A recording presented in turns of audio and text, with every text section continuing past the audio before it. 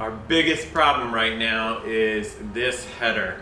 So it's the height. It has to be 80 inches. You have to have 80 inches on a stair header height.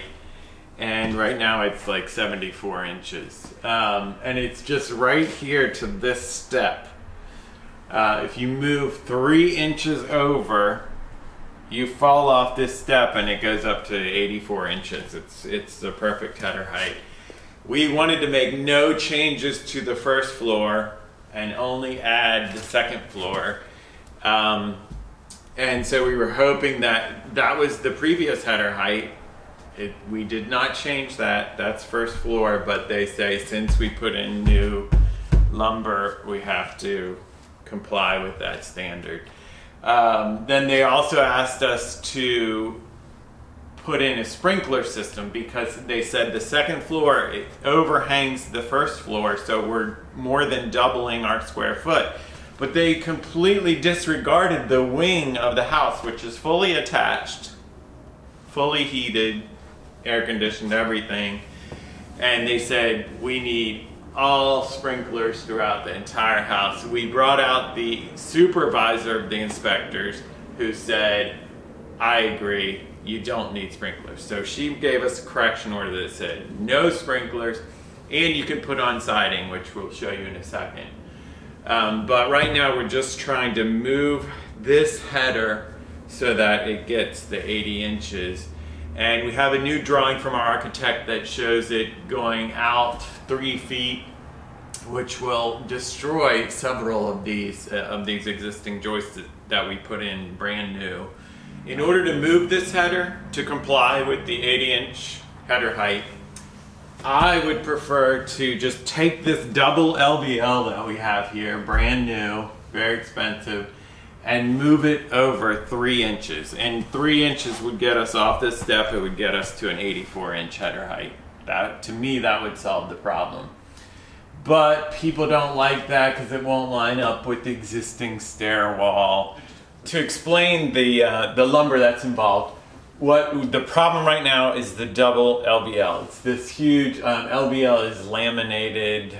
I forget what it stands for, but it's these really big engineered beams, wood beams. Then the other type of lumber we installed was this engineered joist. I think they call it an I-joist, with the 2x lumber on the bottom and top, and then the particle board in the middle. And then you also see these old joists.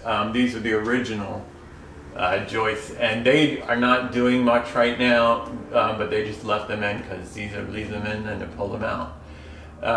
And so anyway, we need to, if we come over 1.5 feet here, the architect is proposing putting a column here, what's called lamb, I forget what it's called, a paralam, I think. And it looks just like an LVL, but it's a column. It'll come down from the LVL.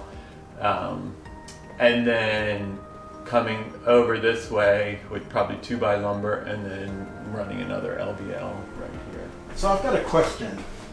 I think that I'm going to use this to help me with my question. I think that what you're saying, which this is a 2x6 right here. There's dark wood, right? I think it's 2x8. Oh, 2x8. Yeah, it's a 2x8.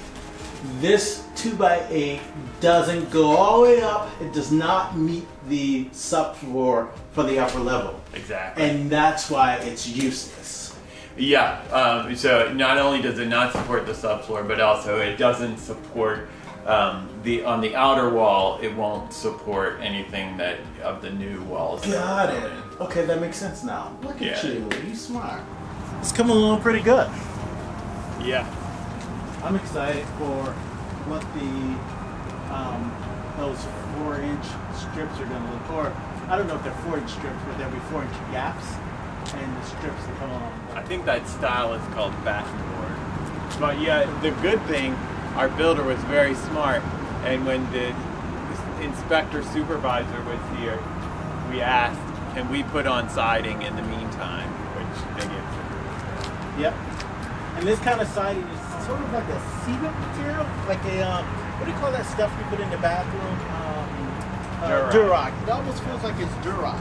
It's just like Durock. It's fiber, cement fiber reinforced cement.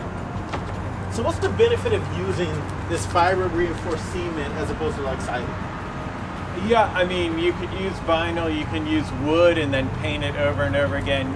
Vinyl is better because you don't have to paint it a lot. Hardy plank, the cement, first of all, it's very fireproof. Like, cement doesn't burn. So it's very fireproof, it's weather resistant, it lasts forever. It's just like metal roofs, they'll last forever. You might, in this case, we are going to paint it, so there is that maintenance as opposed to vinyl, but otherwise it's great.